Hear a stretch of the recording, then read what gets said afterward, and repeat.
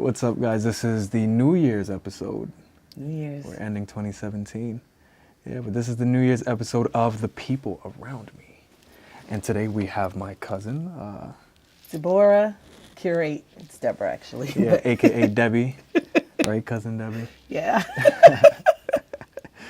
So you have an interesting story or perspective, right? I do have an interesting perspective. Newfound perspective? A newfound perspective. It is newfound, and it's still in progress of, growing and defining and fine-tuning. Mm-hmm. So.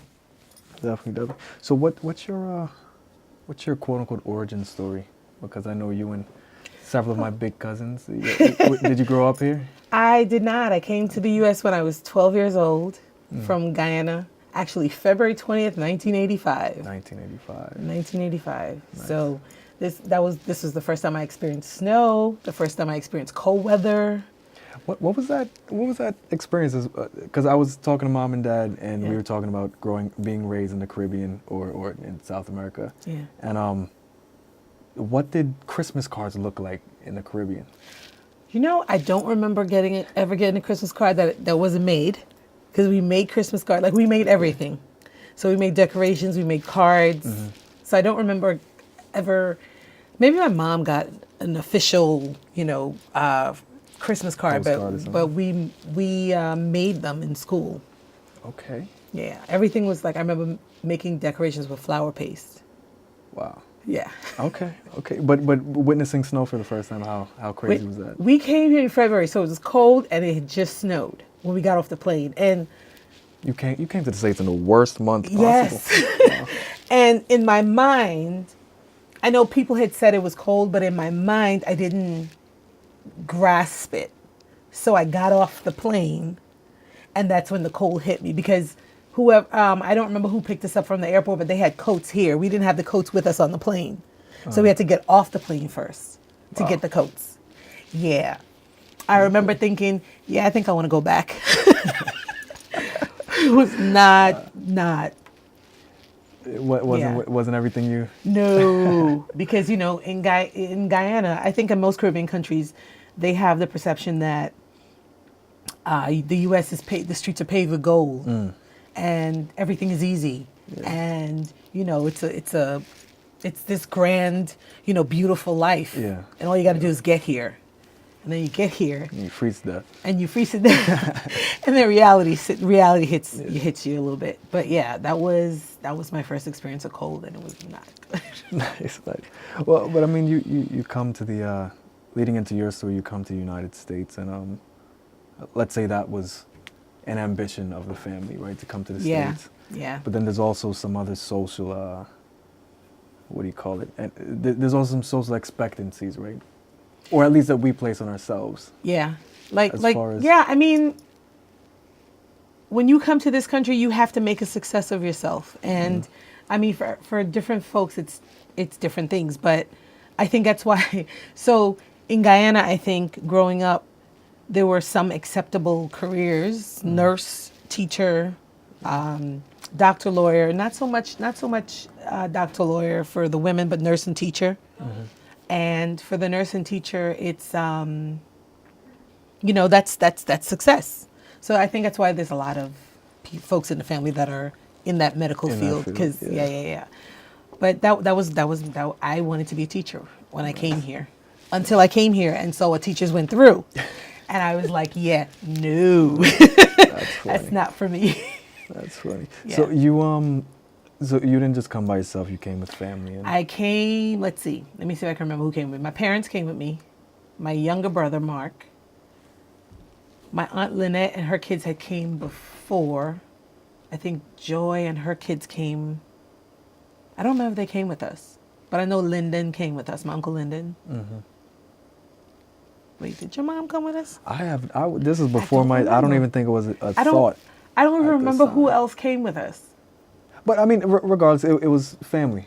It was family. Yeah. It was all family. It was my mother, and she had 11 sisters, one brother. There's 12 of them. Yeah. 11 sisters, one brother. So eventually we all one died young, but eventually we all migrated here in that time frame. So there's always been this backdrop of family being, Oh yeah. Oh yeah. this thing that you don't kind of let go of family. Oh yeah. I mean, I remember Christmases in Guyana were so much fun because it was always family and friends. Where we lived, it was, my mother always says, no matter who was speaking and who wasn't speaking on Christmas Day, they would speak because everybody would come together. You can't ruin Christmas. Yeah, everybody would come together and everybody would bring something. It was like a potluck all the time. And then when we came here, we kind of recreated that in my parents' house always. We were always Thanksgiving together. It was always Christmas together. Everybody would bring something and cook. And it was all, there was like, I experienced my first Christmas with by myself, not by myself, but without my big, larger family around me. I think when I was like a teenager. Wow. 16 or 17, and Mark and I were like, my parents had to work, and I remember Mark and I were like, so you mean nobody's coming over? Like, how does that work? Yeah. Because we didn't know what to do with that. Yeah. Who's cooking a pepper pot and whatnot? Yeah, I mean, they cooked, and eventually Noel and them came over anyway, because we told them to come over, because my parents had cooked. But it was we didn't know how to deal with being just us, because we were so used to being with a larger family. We just didn't know. That was actually a transition for us when we got here, because we all lived together in Guyana. So when we got here, You got kind of separate. everybody got separated, and we didn't know how to deal with living just us. So you came to the country, coming from this big this big network of family. Yeah. Kind of Yeah. bringing you to the country, and then you all split up. Yeah. But how did that? Not how did that affect, but you eventually obviously thought of family life as you got older. You said that you spent the first couple Christmases and whatnot at 17, 16. Yeah. So what did family mean to you as far as your own establishment? Oh, my own established family? Yeah. Okay. As far as what was that even an ambition to have a family? Yeah, I always knew that I was going to have a family young. I always knew that I was going to have kids young. I mean, that was a goal of mine. I wanted to have kids. Okay. I always knew that I was going to do that. I knew I was going to do it early. When I think about it now, I don't know if it was because I was so used to being around so many people that, I wanted to recreate that. And I used to drive my kids crazy because I still used to make them make ornaments, and every year we'd make something for the tree, or we'd make gifts for the grandparents. We did that a few times, and they would decorate their own ornaments every year. Nice. So I kind of incorporated some of my stuff I did when I was a kid. The other thing we always did was, I think this is where my love for karaoke comes in, actually, because we used to have shows. Crazy karaoke fan right here. Yeah. That's how we spent Thanksgiving. Yeah. Right? Yeah. We used to have shows when I remember being a little kid, and we would all have shows. Yeah. And I think that's me. The karaoke was kind of me recreating that, and my kids, they knew that the karaoke machine was going to come out. Yeah. They knew it was going to go down. And actually, one summer, I had a camp curate, and they fired me as the camp director because we were planning a end of summer production show. Wow. They were like, it was a little bit extra. I had costumes made and everything, and they were like, we don't want to do this, it's too much. It's too much practice. But meanwhile, you're just trying to get this family vibe going. Yeah. This is the culture that you were used to. Yeah. Nice. Yeah. So you, I guess we're just flashing forward in your life. So you come to the country, get some independence. School, how was school as far as formulating friends in this idea of this? School was a little bit tough for me. Yeah. I think one of the great things was some of my cousins went to the same school I went to, so at least I knew people in the building. Okay. But school making my own friends was a little bit tough for me because I had an accent, and I got made fun of. Wow. I dressed funny. I got made fun of. You can't tell now, speaking. Yeah. That's why I got really, really good at getting rid of the accent, because I got made fun of so terribly. And I think I had one fight in junior high school over my accent. Do you think that's okay though? In order to be accepted, I think now the Caribbean culture is so intertwined in American culture that it's accepted. Yeah. But at that time, it wasn't. It just wasn't. So I do I think it was okay? Actually, I don't, because there's a part of me that regret having like if you speak to my parents, my father sounded like he just got off the plane yesterday. He's been here over 30 years. Yeah. So, and some of my friends are like, huh, what did he say? But you know, they have that accent. And I think part of maybe it's a decision I made early on, was that in order for me to be accepted here, I had to be different than I was. Okay. So yeah. Okay. And so school wasn't that good. So you still never found the family that you were used to in school? No. My cousin Sean was in the school with me. I think my cousin Ricky and Shondo were in the same school with me, and Sylvester. We were all in the same school. So at least I had somebody in the building. Yeah, some relationship with Yeah. But I think it took me a while to start making friends, though. Okay. And so how long after graduation and college did you seek, that special somebody? Well, I didn't go straight to college. I had a child right after high school. Okay. Well, not exactly right after. I had Alonzo at 21. And his dad and I went to high school together. Okay. So, and that didn't work out. And then I think it was maybe when I was 24 or so, 23 and a half, 24 or so, I met my ex-husband. Okay. I met him when I was like 16 in high school, maybe 17, high school. So this was someone who you kind of knew we had casual meetings, because a friend of mine and him lived in the same building. So I met him very early on, but it wasn't like that. It was like, hey, how you doing? That kind of thing. And then years later, we connected. Actually, we connected on two things: music and spiritual awakening. Okay. Those were our first conversations we had, and it would everything just felt like that's where I was supposed to be. So, we got married when I was like 21 and had some kids and had a couple of kids, and there we go. And then, we got divorced. Oh no! Wait. So you can't skip past all that. So skip past. What went wrong? Here's the thing: we got married pretty early, pretty young, is what I'm. Because I'm 24. I'm not ready for marriage. No, we got married pretty young, and we both had ideas of what marriage was.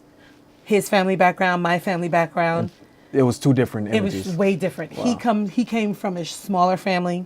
There were 4 kids, but there were only 3 cousins. Wow. Where I had like 30. Oh my goodness. I think I counted one time, it was like 30. So I was used to being around a lot of people and having a lot of people in family, and he wasn't used to it, and that wasn't his thing. I think that was one of our biggest disconnects was the family dynamics didn't really work. And when you're young and you think you know what love, that Mali music song, Johnny and Donna. Johnny and Donna, yeah. Great track. Yeah. Mali music, you guys should listen to it. Absolutely.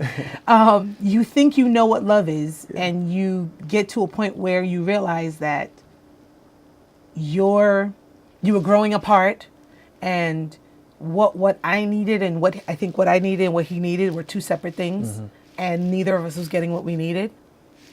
So we ended up getting divorced. Wow. How do you think there's a compromise that wasn't happening, or was it just? I think there is a compromise. I think at some point we stopped connecting together. We were focused on raising kids, and that we did well.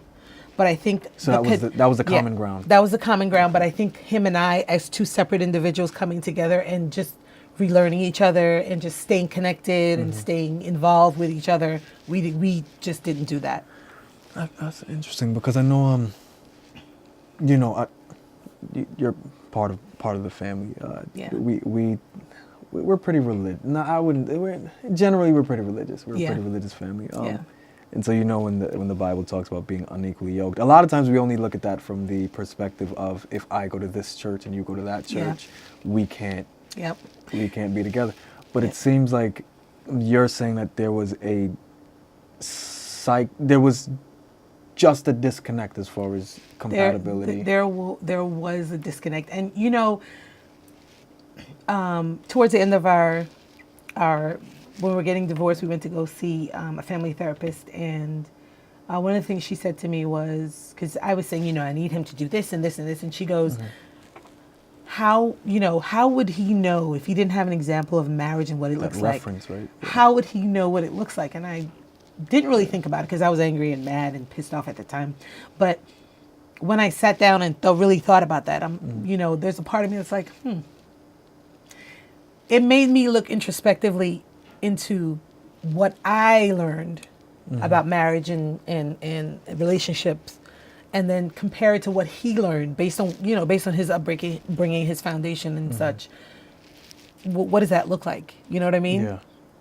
And to be honest, I this is how I look at it now. Him and I came together, and our purpose was to have kids, because we weren't equipped for longevity. We just weren't. Looking back. Yeah. Looking back, we were not. We just weren't. I mean, I told you this before. I mean, it's kind of interesting how you could become when you take yourself outside of a situation and you look back. You're now looking back and saying, listen, from the jump, there were some things that should have been solved before, I guess. And you know, honestly, we didn't have a conversation about, okay, we're going to get married. Was it the blind love? Yeah, it was blind love. I mean, we went pretty fast. We went pretty. I think he moved in probably maybe 3 months after we started talking, and he kind of came over and just never left. That's kind of how it went. And we never sat down and had a conversation about setting a plan in place for that longevity. We never talked about it. We never addressed it. There was no meeting of the minds that says, okay, we're going to bring our families together. This is what it looks like. I think that was a huge missing piece. So what do you think that conversation would look like ahead of time? So you reverse time. Time. First of all, did we want to have kids? So that question wasn't even asked. That question was not even asked. We didn't plan children. Children happened. And then his family's Jewish, my family's Christian. We didn't have the conversation of whether we're going to raise the kids Jewish or Christian. Basic things like what roles we'll play. Were there going to be traditional the male-female role in the marriage? We didn't talk about that. We just didn't talk about it. We kind of fell in love and kind of was like, oh, let's see where this leads us, without any real thought behind it or plan in place. And I would advise anybody who's looking into getting married to have those conversations, because those are the little things that will take it down. It seems like it's this cheesy conversation that you see. It is a cheesy conversation. It seems cheesy, but it becomes very important after you're married, like 5, 6, 10. I was married 15 years. It becomes very important. It becomes very important. Because then there's a struggle that happens that, and depending on how you deal with conflict, the struggle can be out and loud, and it could be like underneath the surface. And either way, definitely a conversation you need to have, and have rules about how to fight. How to fight? How to fight. Like what? The reason why I say that is I've heard some married people say they have rules like don't go to bed angry, right? Or I think what becomes important is knowing the person you're with. Some people, I'm a Haywood. Yeah. So, and we are extra and emotional. That's me. He was not that way. He was more quiet and subdued and preferred to walk away and come back. Which bothered you. Which bothered me because I wanted to fight now. Yeah. Like those things, how to fight, how to navigate fighting when I wanted to fight this way and he's the other way. those things become important. Those little things build up and then turn into a big kaboom. So okay, if we were not taking notes but writing bullet points. Right. You're saying this cheesy conversation about are we gonna have kids? Yeah. Are we gonna raise our kids in religion? Yep. If we are, what religion? Yep. But you're saying, which is interesting, you should feel the ins and outs of at as many points as possible. As far as I want to see you mad, I want to see you happy. Yep. I want to see how you're mad. Yep. And how you operate happy. Yep. And when you're sad, how. That is very important. So nobody's doing that. That's very important. I'm going to tell you why. Because I had to learn that by watching my ex. And I had to study him to know like what his emotions were. And, it first became like, okay, can I talk to him about, can I go shopping? Yeah. And can I talk to him about that now or should I wait? But then it became more and more important to like understand how, like what his moods were and how to detect those. I think you have to know the person you're with. I think that's part of the growing process. So, even before you have children and all that, like getting to know the person you're with so you guys can communicate, how to communicate with that person. Yeah. I read a book called The 5 Love Languages. Okay. That becomes important because some people say, I love you with touch. Some people, it's acts of service. Some people does it with quality time. Yeah. You have to figure out which one you are and then which one the person you're with is so that you can figure out how to make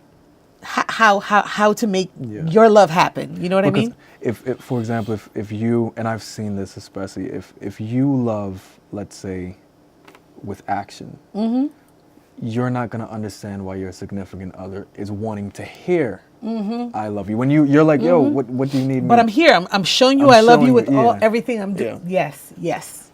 That's so interesting. Yes. But what would you tell, someone who's in like, is it just time? Would you have just, if you were to do it over, just spend more time? If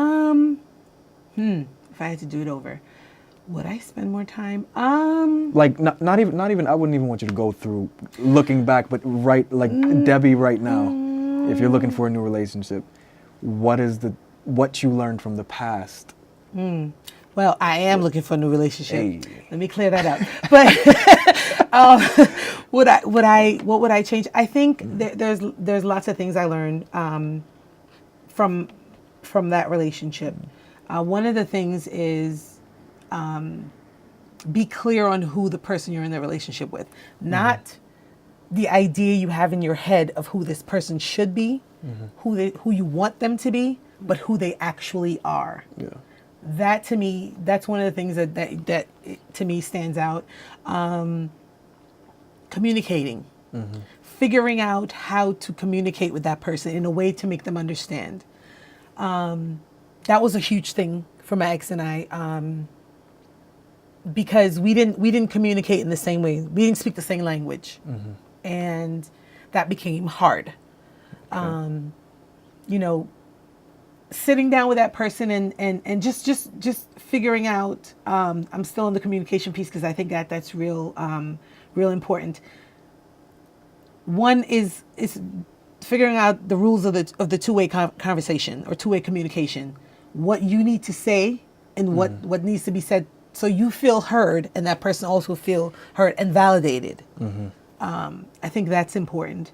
And just somebody who, you mentioned this earlier, equally yoked. Someone who has the same agenda, work ethic. Yeah. Enjoy some of the same things I enjoy. Somebody who I can just, this is important to me, be Debbie with. Yeah. Not the Debbie they want me to be, not who they see not somebody that looks good on Facebook and not the social done up, media. Not the done up makeup. Not the done up makeup that I could just be in my sweats with my hair and some braids in the back, and that's okay. That's very important. That's very important. I think this is a really cool, you know, I think for the people watching, Yeah. stepping into 2018, everyone's like, oh, well, you know, new year, new me. Yeah. But if you literally just look at what you did last year Yeah. and the things that you've done in the past, Yeah. how can you correct them, do them better? And not with, I'm not saying with regrets, Yeah. Yeah. but just simply taking your own advice from what you've learned. Yeah. Because life happens. You Yep. can't undo the past. Absolutely. Right? Yeah, but that's super dope. But if you Yeah. were to leave the people with one more nugget. and it doesn't have to be relationship based. This can be, listen, we're going into 2017 was a historic year. That's the only way I'm going to put it. I'm not going to get into politics. It's just historic. Yeah. You know, a lot of people are panicking about 2018 and what's in store. Yeah. But what would you tell the people to? If I had one more piece of advice to tell them, and it's a little bit about relationship, but it's also about yourself. Before you can love anybody else, you have to love you. You have to be comfortable with you. You have to know who you are. You have to accept everything about you, the good, the bad, and the ugly. You have to accept it. Yeah. You cannot go into anything with anybody having questions about you. You have to be comfortable in your own skin. Yep. That's the advice I would give people for 2018. Figure out how to be comfortable in your own skin. And don't let the validation or the presence or the absence of another individual. Yes. Ooh, preach, brother. Make you feel like less than because you don't have that or you feel like it's missing. You have to be whole, and you are whole. You are whole. God made you whole. He gave you everything you need inside of you already. You're whole by yourself. The other person, is just a connection. It's just a connection. They don't make you whole. Like that whole what's that, Jerry Maguire, you complete me? No, you don't need anybody to complete you. You are already complete. And that's with including that you're growing. Yes, you're whole, but you're growing. And you know, as you go through life, you have experiences, and those experiences you grow, you learn from it. I always say that everybody in your space comes with a lesson and as a reflection. They reflect something in you, and they bring you a lesson. This is another thing. Figure out all the people around you what the lessons are, because you don't want to have to live life going back and learning lessons over and over, the same lesson over and over again. Yep. Yeah. That's funny you said the people around you. That's the perfect thing to say, because literally that's why this series was started. Yeah. Is you know, the people around me and you. The moment I remember you. Was it like the first episode you messaged me? You were like, yo, Phil, this is dope. I love it. And then it was like, somehow I found myself here. Yeah. And we were talking, I'm like, yo, Debbie. Because it's not that humans aren't stupid. No. It's just that we allow things to happen and no one tells the story and no one learns and no one... Yeah. People go from the beginning and then they see the end result and they don't talk about that middle space. They don't talk about the struggles. They don't talk about, they don't talk about the real stuff that happens in the middle there. And then you have a bunch of folks who think that that's what they're supposed to be doing. Yeah. Yeah. Like you wake up one morning and you're supposed to be a star already because that you saw, some rapper and their overnight success, and you don't see the years and years and years of work that they put in before the process, that. Yeah. Well, Cousin Debbie, thank you. Anytime. I appreciate you. I'm sure everyone watching appreciate you. Oh, anytime. So, all right, guys, this is the final episode of 2017. I hope you all enjoyed it. Awesome. And all the best for New Year's, and God bless. Happy New Year. Be the best you. Hey.